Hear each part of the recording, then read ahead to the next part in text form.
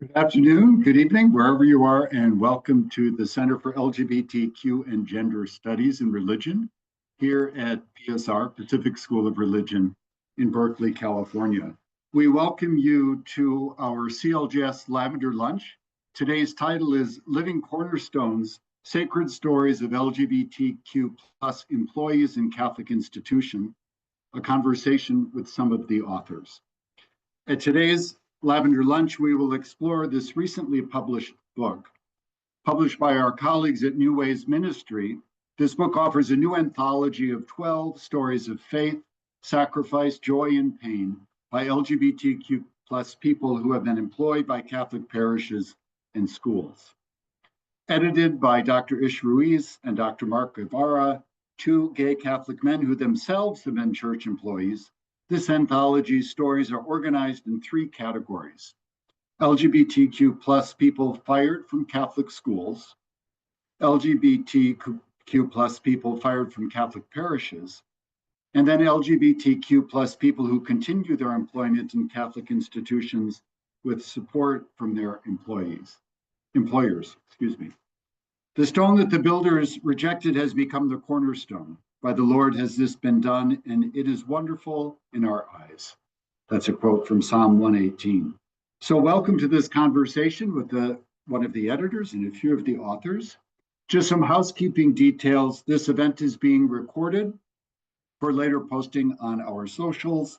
The chat feature will not be recorded, but keep in mind that the discussion, the Q&A will be posted afterwards. I'd like now to allow our speakers to introduce themselves, and we'll begin with Dr. Ruiz, who's one of the co-editors of this book. Welcome, Dr. Ruiz. Thank you, and good greetings, everybody. Good afternoon. My name is Ruiz. I am an assistant professor of queer and Latinx decolonial theology here at Pacific School of Religion, which houses the Center for LGBTQ plus and Gender Studies in Religion, CLGS, who's hosting this event.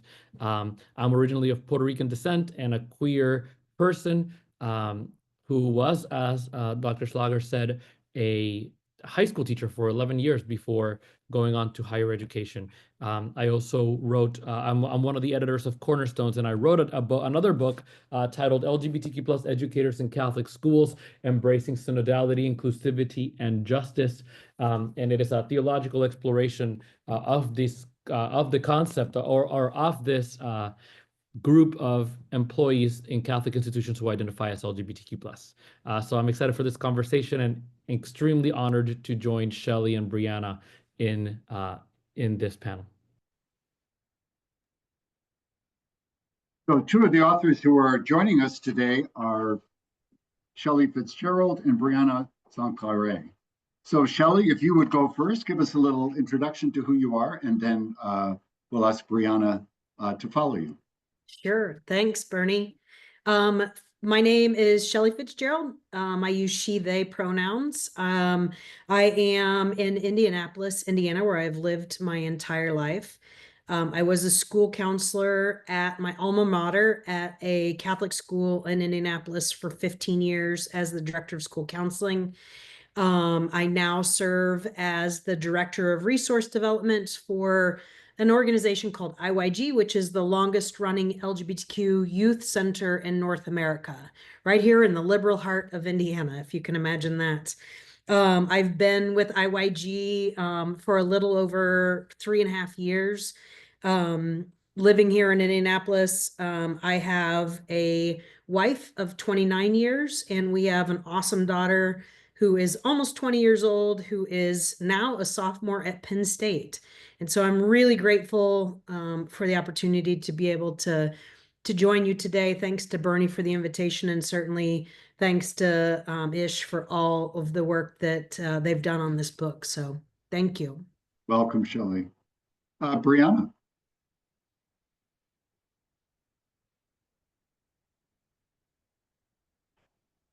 I'll help you at the, yeah. Yes. Sorry. Yes.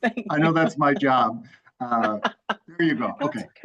Hi, my name is Brianna Sinclair. I am a professional opera singer I got my master's from the San Francisco Conservatory of Music, and I've been traveling the world since, performing with symphonies and doing a lot of opera films. And I am so honored to be here today. Thank you, Bernie. Thank you, Ish and Mark, for um, uh, reaching out to me to share my story. And nice to meet you, Shelley, virtually. But yes, I am a professional opera singer, and I have sung as a cantor and section leader at Most Holy Redeemer Church, which is in San Francisco, where I currently reside. I'm just very grateful that I have created a family at Most Holy Redeemer Church, and I'm doing a big recital there on October 11th, 2025. So, yes, and thank you very much. Welcome.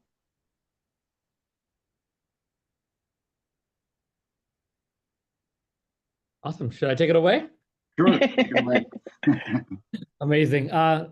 Thank you all for being here, and thank you for your awesome introductions. I'm going to start with a few stories, huh? The first story happened when I became a teacher back in 2011, fresh out of college. Started teaching at an all-boys school in Hawaii. And about 2 weeks in, it was tough teaching there. It was a tough school. The kids were, rowdy, so I had to learn how to do classroom management and how to teach a lesson and all of that. I had a tough couple of weeks, but then I get called into the principal's office, and that's a call that scares teachers and students equally. So I'm here like shaking in my boots, and the principal's office the principal tells me, sits me down across the desk and tells me, so Ish, you're here because one of the students took a picture of you coming out of a gay bar and it's going around. And I thought, I've been a teacher for 2 weeks. My career is about to be over before it even began. And that was the first event that really marked a process of me hiding and trying to negotiate my queerness in a Catholic institution. I was really not able to be myself. I remember I was very militant and strict with the students so that they wouldn't want to get close to me. I don't want to build relationships. I didn't want people to like me that much because then they're going to find out I'm gay and then I'm going to lose my job and my livelihood and my vocation. And that really colored most of my educational career. Even when I moved to San Francisco to teach at a high school in San Francisco that had all of this, and for a time where for a little bit, I felt that integration, like I can bring my full self into my classroom. But then the Archbishop of San Francisco putting these morality clauses into our contracts, which mention homosexuality as something that could get you fired. And out the window went that sense of integration that I felt, which lasted about 6 months. And so it was constantly, again, this like back and forth.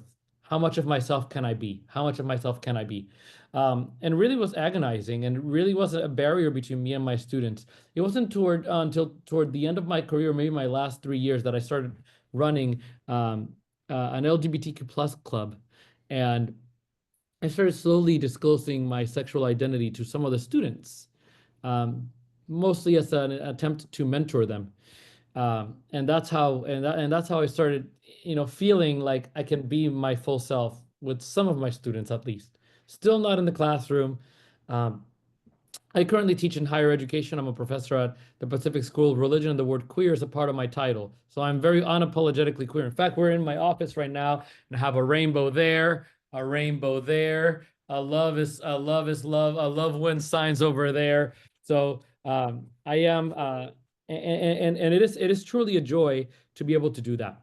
Before getting this job, I was reached out by Mark Guevarra, the co-editor of the book, and he is also one of the authors of one of the chapters. He was fired from a parish, and we were both thinking, well, this can be a great. It was his idea. This could be a great opportunity for some of these voices that are often erased, forced to be quiet in Catholic institutions, to shine through. And I want to say, a couple extra things. The first thing is I want to say a word about synodality. The Catholic Church, under the leadership of Pope Francis, embarked in this journey of synodality. The idea that the church was going to be more collegial, that we're going to listen to each other a little bit more, especially our leaders, especially bishops, right? That we're going to listen to everybody. So this book is really a work of synodality. and attempt to collect some of the voices that are often erased in Catholic institutions. Number two, thank you, Bernie, for reading that passage that inspired the Cornerstones title, right? A Christological image, the stone that has been rejected by the builders has become the cornerstone.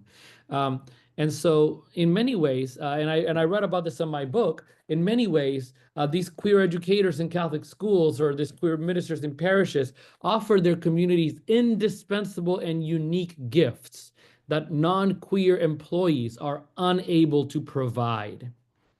Okay? And the last thing I'll say is when we talk about LGBTQ plus inclusion in the Catholic Church, is it simply about often opening up space? Like, oh, you're welcome within our walls.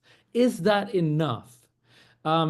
Or is inclusion more than that? Is inclusion actually listening to the unique wisdom that queer people have to offer the church and the world?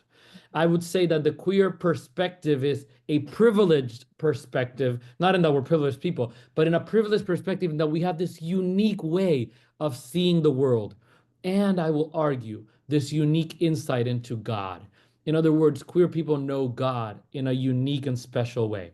So, as I conclude my comments today and turn it over to the incredible panelists who are going to read a part of their testimony in the book, I leave you with the following question, which I hope you keep in mind as you listen to the panelists, which is, how is God's grace uniquely revealed through the life and witness of these queer employees in Catholic institutions?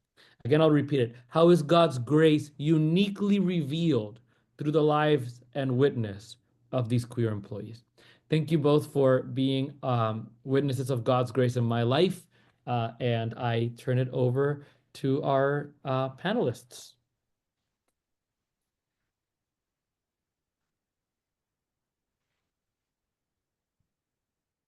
Would you like to go first, Shelley? I sure will. Thank That's you. okay with Brianna. I'm okay. I'm okay either way. Okay. Thank you. Thanks so much. When home no longer welcomes you. Until the fall of 2018, I was blessed to be a part of Indianapolis's Roncalli High School community for nearly 45 years. As a child raised in a multi-generational devout Catholic family, I was part of a loving church that taught me that Jesus' love kept me safe and accepted me as one of God's children until it didn't. My parents, Pat and Sharon Fitzgerald, were married at a young age and dreamed of a large, happy family. I was the firstborn, followed by 4 siblings. Our parents worked very hard to put each of us through Catholic schooling from 1st until 12th grade. It was unspoken that after 8 years of my Catholic grade school, I would matriculate to Roncalli High School. It was something that I looked forward to nearly all of my life. My junior year, I began to distance myself a bit from friends. Unlike most high school girls, I wasn't interested in makeup or hairstyles, dresses, or boys.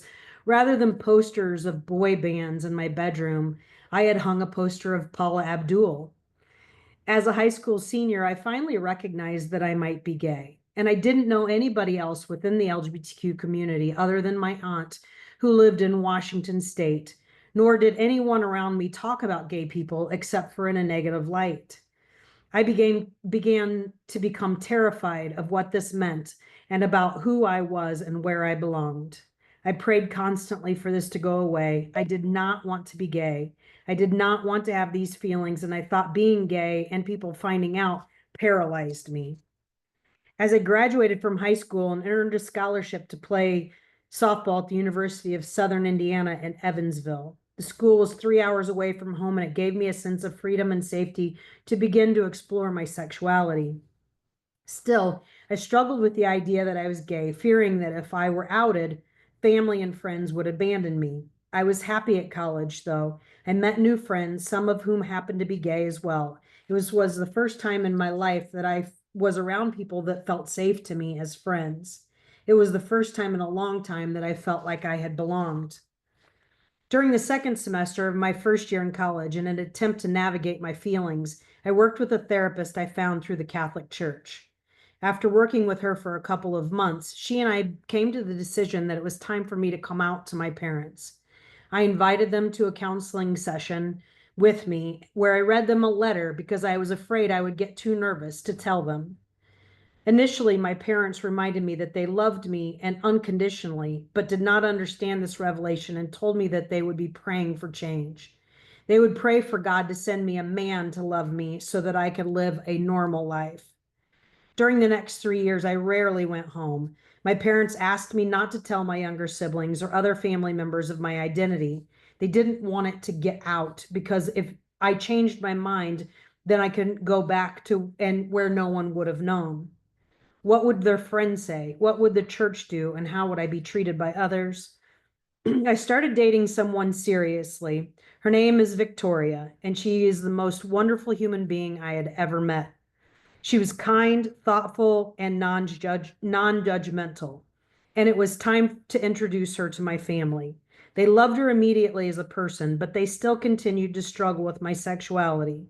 And they would often tell me they were still praying for this to go away. I couldn't understand why they would pray to take someone away whom I loved and loved me out of my life. My parents were still embarrassed to tell their friends, and I was tired of being ashamed all of the time. About 9 months after coming home, Vic and I moved to Chicago, where we would live for the next 3 years. Once again, I could live my life authentically by being intentionally separated from my family, my friends, and my church. Eventually, we returned back to Indianapolis and went to school to get my master's degree in school counseling. I chose to go back to my high school alma mater, and I landed my dream job. I was able to return to the place where I believed I could be myself and work in a community that I had loved so much. At Roncalli, I learned to be a great counselor. The kids were amazing and the families were involved and supportive in my work. Throughout my time there, Vic and I remained a couple, and we were married in 2014 when Indiana adopted the marriage equality. After time, we decided to expand our family beyond our 3 dogs and chose to adopt a child. I'd always wanted to be a parent and decided adoption was the best route. And in the spring of 2016, we adopted our baby girl, Sophia, from Guatemala. My life had finally come together. My family and the community ultimately came to love Vic, and Sophie completed our family. I had a job that I cherished, where I made positive impacts on young adults, and that I lived my life without shame or fear. Sophia grew up in the halls of my work and became part of the community as a family unit. Most colleagues and administrators knew of and supported my family. And for the next 14 years, I would remain there, ultimately leading my team as a director of school counseling. I thought it would be for the rest of my life, for my working life. I was finally home. In the summer of 2017, things changed. Archbishop Charles Thompson was appointed to lead the Archdiocese of Indianapolis, in which Roncalli was located. In the same year, the school also hired a chaplain. Both men were known to be extremely conservative, especially in their beliefs surrounding homosexuality. In August of 2018, things took a drastic and unexpected turn. On Thursday afternoon of the first week of classes, I received an email from the school's president asking if I could meet with him and the principal of the school the following afternoon.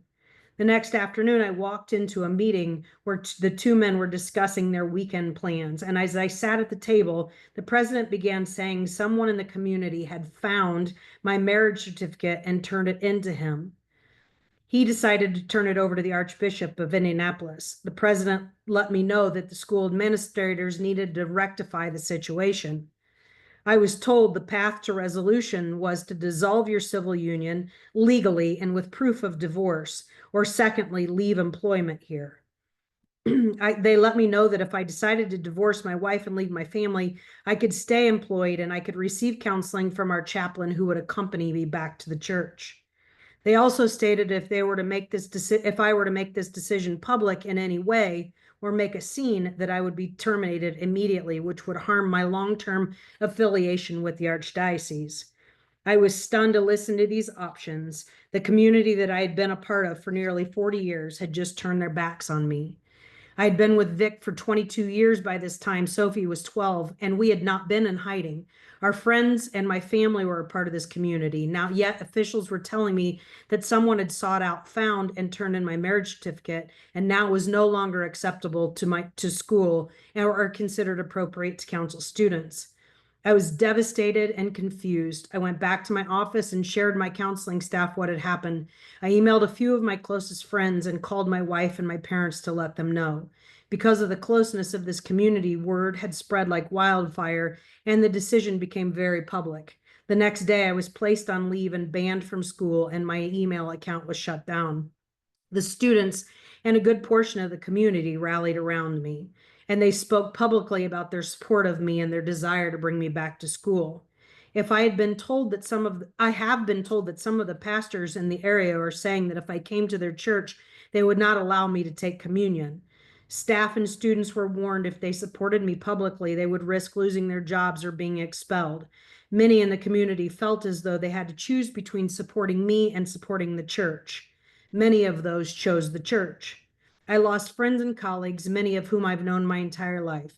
People were saying horrible things about me, and I was trying to divide the church and change church doctrine.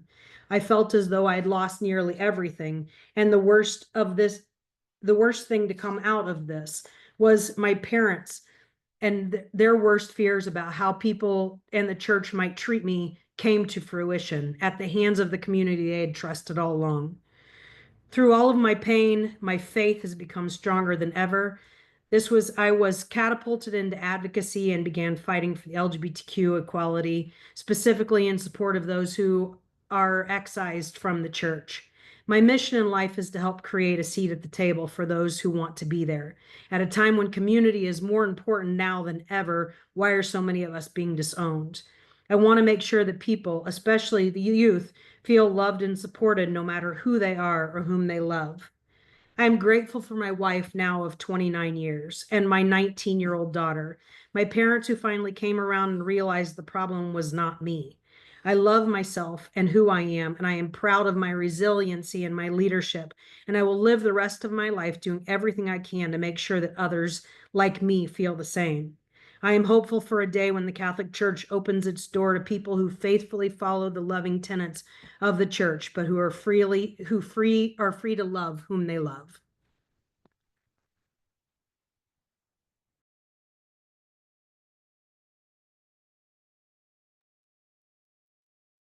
Thank you so much, Shelley. Brianna, the floor is yours.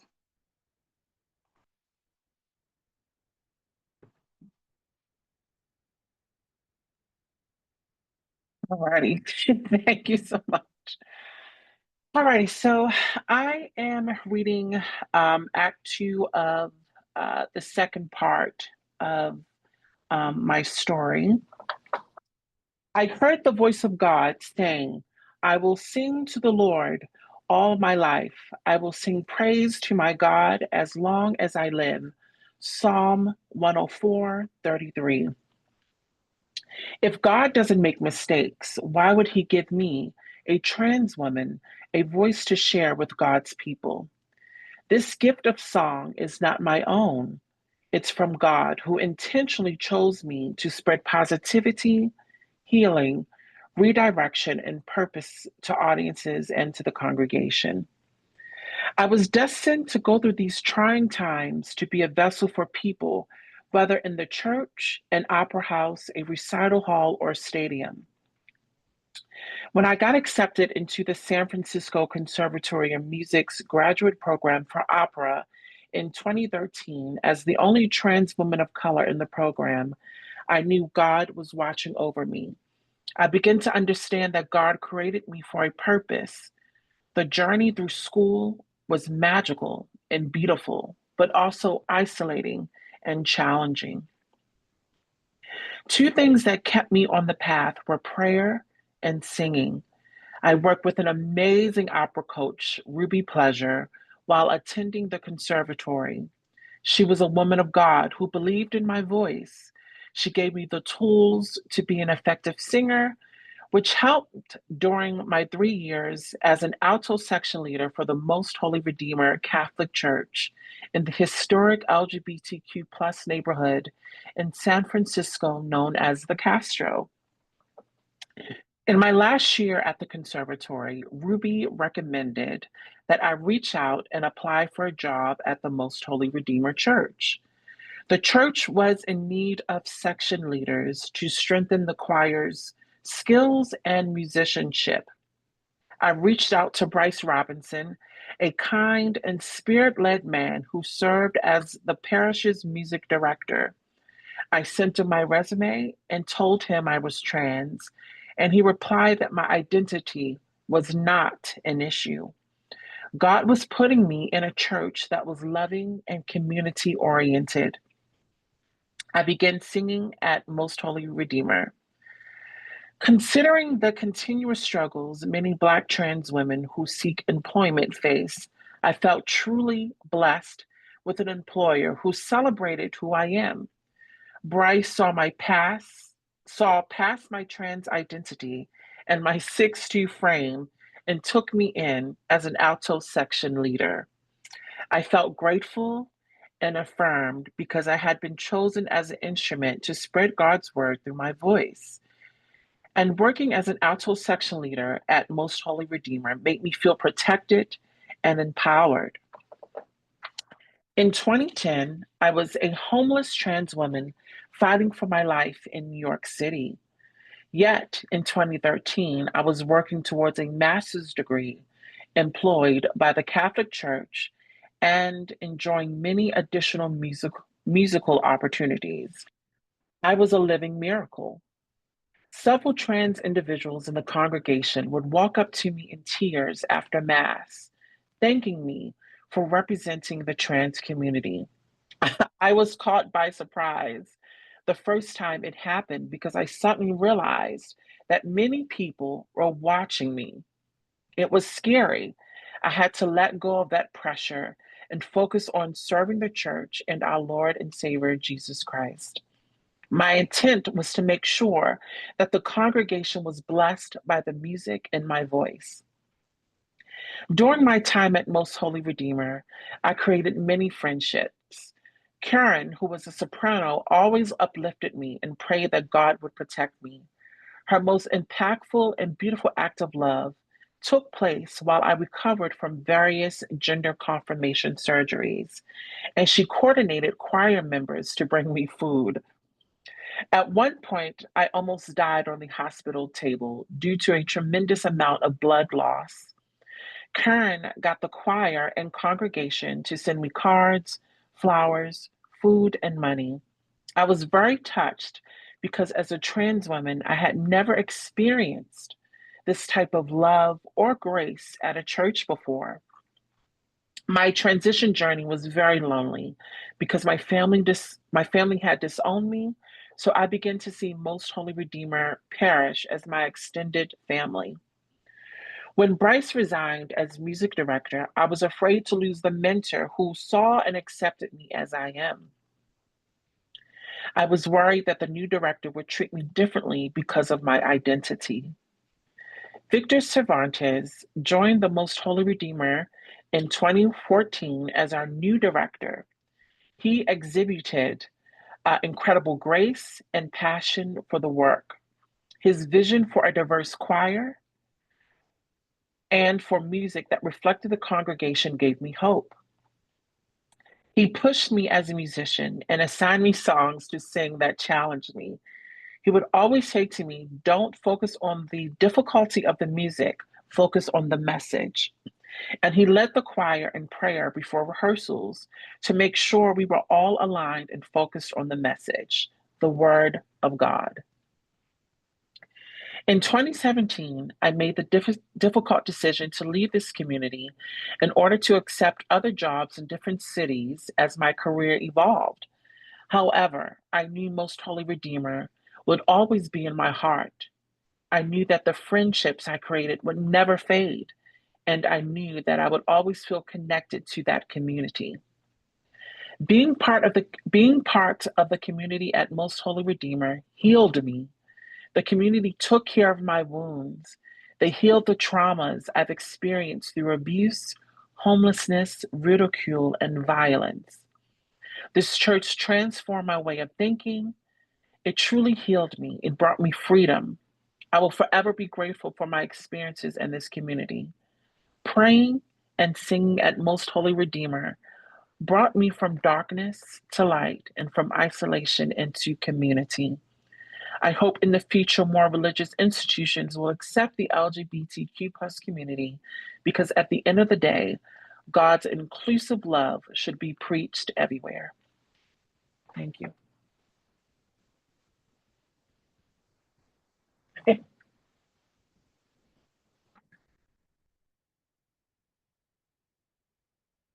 Thank you, Brianna. Thank you, Shelley. Thank you, Ish. So we'll open the room now for any comments or questions, discussion. Feel free to unmute yourself and speak into the room. Turn on your video if that feels comfortable to you, or you can put your question or comment in the chat, and I can help referee that. So the room is open.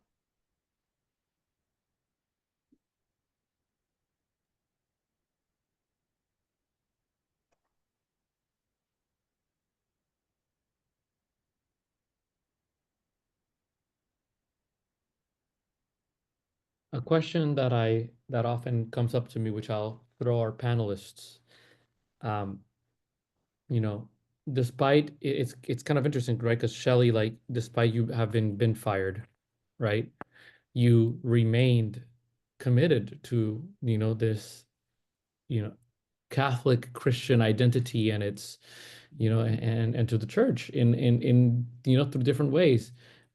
So a question I had for you, and I have another question for Brianna later. A question I had for you is why stay? It's a question that comes up for me a lot. People keep asking me. Yeah, it's a good question. And Bernie and I had talked about this a little bit before. My faith is stronger than it's ever been because I really truly felt like during that time, even with all of the loss that I experienced, that I was fairly protected. I had a tremendous amount of support within that community, but certainly that grew outside of that community, and many friends that I've gained since that's happened. I think, Ish, the thing that happened to me was if this had happened and I'd have walked out of that office and they placed me on leave or banned me from campus as they did, and no one stood up, especially my young people, my students, if they hadn't stood up. I mean, like the Monday after I was placed on leave, they called their own press conference of all of the local media and had their own press conference. If that 10-minute press conference had not have happened, I probably would have, skulked away. I probably would have done what a lot of people do and just, pushed on the rug, never said anything. But because of the support from that community, but specifically that day, I recognized that this was not just about me. This was about a whole entire community and kids, some, queer kids who now all of a sudden had questions about their belonging. And so if I would have left, if I hadn't felt the strength of God that I did, my life would be totally different than it is today. And so I think, there's a lot of grace that was given to me. And so I feel like it's my responsibility to give that back. And, speaking, I was sharing with Bernie that I speak in churches all over, that talk about what does to be an affirming space mean. And it's not, as you mentioned, it's just not, you can sit next to me in the pew, but rather, what are you doing? What kind of call to action to bring other people into the church are you doing? Thank you. And the question I have for Brianna, I've known you for a long time because I'm also a parishioner of the Redeemer, though we've really deeply connected with this book. So that's wonderful. What strikes me the most is, right, you found your place. You made room for yourself in a community, that historically, even though most of the Redeemer itself has a history of LGBTQ plus inclusion because it's in the Castro neighborhood of San Francisco, you have found yourself A, in a Christian Catholic church, but B, in an opera environment, both of which are not really trans friendly, generally speaking. How do you take up space as a trans person and live like, I don't know what is your thought process behind doing that? Because like I felt like hiding, but you don't hide. And you have this line in your book that's like, if you can, you have like this, because you're a very tall person. You don't hide. So what does it look like for you to take up space in places that can be hostile? But that's so interesting that you said that, because I had a voice lesson yesterday and my voice teacher actually said, take up space. But you know, I just realized that the main goal is to bless people's lives. And I think I had to really position my thought process in um, really acknowledging what the serving of my gift. And that kind of gave me the drive to ignore all of the other things that were surrounding me. Also, music is universal, but also music can create peace and healing and connection. And so being connected to a choir specifically that really took me in with open arms. I didn't expect it. I remember the first day of choir rehearsal, I was extremely nervous. I did not like I was shaking, and I went to the bathroom halfway through rehearsal and I was crying because I just felt like, oh my God, I just feel so out of place. I feel, you know, I'm a 6'2" trans woman. I just feel so, overly seen. Everyone, we are all seen, but I just feel like as trans individuals, um, being seen is very heightened. It's not like we can hide um, you know, we can hide being gay or hide being a lesbian or etc. Where it is being trans, we're very exposed. And how to maneuver that is very difficult. And I think through my opera training, they taught me to be big and to be loud, because what I do as an opera singer is very dramatic. It's very loud and it's very bold. And I think having that training, I applied it to my life. And I'm like, you know what? If I'm allowed to be bold in this on the stage, I could still be bold and alive in my daily living. But that took a lot of time. I still struggle with it every day.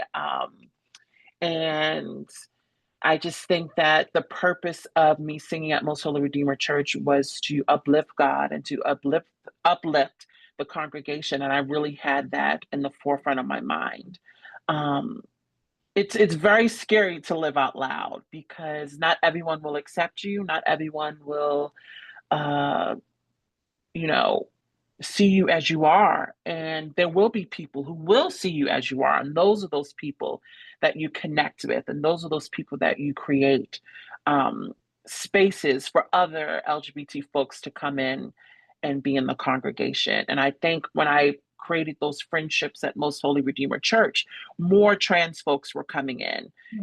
Trans folks were seeing me sing. They were coming in. They were, being uplifted through the music, and they felt like, okay, if Brianna can be here and sing and be a section leader in a choir and sing solos, then as a trans individual, I can go to this church and be in an environment where I can serve the Lord, serve God and really connect with scripture. So yeah, but it's still a challenge. I'm not perfect, but I can say is that when you're visible, people do notice, and uh, you can bless someone else's life for being visible. Just like Shelley and Dr. Ish, their lives have been so visible, and they're blessing lives through that, and it gives people the movement to say, you know what, if they can do this, I can do this. And it sounds very cliche, but it's the truth.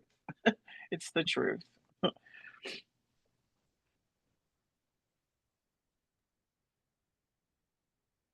Any comments or questions, Kathleen? Yes, I just, first of all, thank you for your narratives, beautiful narratives, and struggle, trial, challenge in coming into your own. I really appreciated that very much. I'm queer myself, and although I've been married twice, I was sort of, and I have children and all that. But I feel like I'm a student at PSR, and I'm kind of coming out more. So I'm taking your stories in, and that's kind of who I want to be. And that your sharing is very helpful. And I've been in a couple of Dr. Isha's classes, and they've been helpful too. So I feel like I'm living much more of who I am, but it's still difficult. Anyway, the difficulty is with love of the other. I had a relationship for 34 years, and my partner passed. We were married as well. She passed in 2018. So I haven't been with anyone. And I find it difficult as a single queer woman to make relationships. I mean, I'm not going to go online. I sort of don't want to do that. But I just find the transaction there difficult. Like we have a group that we started at our church, and LGBTQ. I'm a Unitarian, not a Catholic. Anyway, it's sort of like I brought up the issue. Well, how do you court someone? So they said, oh yeah, I don't know how to do that either. Because they were with couples. I was the only single one there. Anyway, so what I'm telling you a little bit about myself because of the context that I'm creating. Okay, but I'm interested in, you two have come into a kind of good place. You created it, and people around you appreciate that. But how do you see the future in terms of being transgender and or queer, and just what's your future look like to you? Well, that's a very difficult question because we do live in a very interesting political climate. Yes. And, everything is unknown. I do not know what's going to happen with my trans community, with my own personal life, which is very scary. But I've learned to take one day at a time and to be with loved ones and to appreciate every moment of life and experiences that I have. I just got back from Brazil. I performed at one of the biggest classical music festivals in the world in South America. And the love that I received there, I'm telling you, if you want a fan base, Brazil is like, they are the most honorable and loving fan base that I have ever experienced. And we had a sold out concert. It was probably like a 2,000 person theater, full. We had a line outside. And this was before the Trump administration happened. And I knew that something dark was about to happen once Trump got into office. And so I had to really embrace that moment of being in Brazil and being embraced of who I am and respected and loved. And I had to really hone that and keep that in my heart, because right now we are living in trying times. We are living in times where, like I said, it's unknown. And how do we as a community, especially within the Catholic Church or other churches, like, we really need to look at the basics of humanity and empathize with folks and where they're at in the moment. I think sometimes we see LGBTQ and go, oh no, I don't want to be around them. But these are human people, who have emotions and have talents and gifts that they can share to the world. But because of the stigma that hovers over the community, we are not allowed to share the beauty of our community. And I just think that God is love. That is the basic human action, is love. And if we're not showing that towards one another, how we are going to strive for inclusivity if we cannot see each other where we're at, and not with no judgment, because God does not judge us. God sees us where we're at. And so I just hope that in the future that the church will give trans folks and LGBT folks the opportunity to share their stories, to give to the community, to give back to the community. I think that's what makes the LGBTQIA plus community so powerful, is that we all have our individual stories that can touch a life. And so, yeah, I just think the basic human right is to show each other respect, love, and integrity. So, Yeah, to be strong, that with the integrity is important too, isn't it? Yeah. Thank you. I- Yeah. If I can just add, Kathleen, because I think this is an important question. For so long, especially after I got fired, I did a lot of reaching out, especially like on social media, for people who would, make negative comments about me or say things about my character, and I would offer them an opportunity to come and sit with me for coffee to learn who I am. So if you're going to speak about me, and especially about my character, then at least get to know me so that, what you're saying may be true. I don't know. But I will say that one of the things that I've learned since then, especially in this climate, in this political climate, is that I need to do a better job of protecting my heart. And that means for me to continue to choose to be around people who choose to be around me and stop seeking out folks to try to change minds and hearts. I mean, I think that that naturally happens through our actions if it's meant to happen. But I think in this political climate, like I can go down a rabbit hole quicker than anybody else. But to continue to be strong and to continue being able to stand up for, for people pushed to the margins, LGBTQ and otherwise, especially my trans siblings who have a, worse than anybody right now. I mean, it's, the attacks are by the minute. But if I can't stay strong for myself, I won't be able to help anybody else.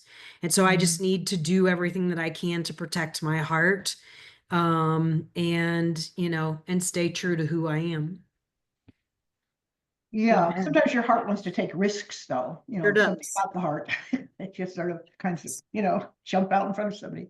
But anyway, I thank you. I appreciate that. And it's sort of a living in the, I don't know, in the moment, the future, but living in the life. There's a lot of energy there for us. I think we're making new ground, perhaps. Yeah. Thank you, Kathleen. Lisa. Hi, everybody. And I want to apologize because I wasn't here from the beginning, but as soon as I saw Ish's post and I didn't have a meeting on the calendar, I hopped in. So I want to start with thank you. Thank you to everyone who's been sharing from their lived experience, from places of pain and places of healing, from journeys that are just, can't be synthesized in the short time we'll have together. I also want to give context to who I am, and then say something that I think is important to be said whenever we gather to share these kinds of stories. So my name is Lisa. I use she, her pronouns. I'm bi plus. I am the cis partner of a trans person. I have many diverse LGBTQ plus people in my personal life, in my professional life. And so I live this, and it's also centrally part of my work. I've been Catholic since before I was born, I'll say, because that's the nest in which I came to be. And I learned very early on from my father in particular that we belong in the church. So whatever the issue is, we can address it in the family the same way we would address it around the dinner table with him. Now, I don't mean to sound Pollyannish when I say that, because that has actually often been with pain, with strife, with all kinds of stuff. But I just want to give context to this piece. I feel that it's critically important that we also acknowledge and apologize to people for the things that have been done in the name of the church. And I say that in quotes because it's often the name of the corporate church, not the baptismal folks of the church, but to apologize for the terrible, terrible things that have been done to people in this space, to ourselves, to everyone. So with that, I again want to return to this place of gratitude. And I want to actually, something you said, Kathleen, really resonated with me. And for me, it's an opportunity that I'm going to take from this. which is, I think that so many of our efforts for the Roman Catholic Church in particular to be inclusive and to embrace LGBTQ plus people, and in a particular way, trans and non-binary people, has been in relation to, I'll say, the church spaces, right?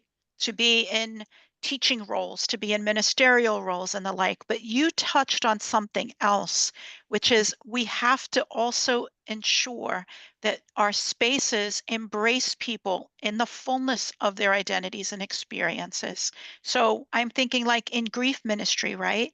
Do we actually have spaces where queer folks can come and mourn their partner's death and not feel like they've got to come, step over all these other obstacles, right? And similarly to what you shared about now having your heart, your heart is open and willing to take a risk, to also provide spaces where people can nurture those types of relationships. So in closing, and thank you for letting me share,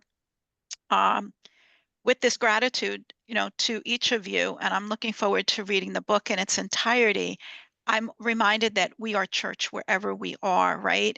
And there's an institution that we have to work within, and that we have to, those who can and have the bandwidth and the opportunity can work to change. And in the meantime, we cultivate church in the micro sense and in the macro sense when we get together like this. So I'm really glad that I'm able to be here with you all. Thanks. Thank you.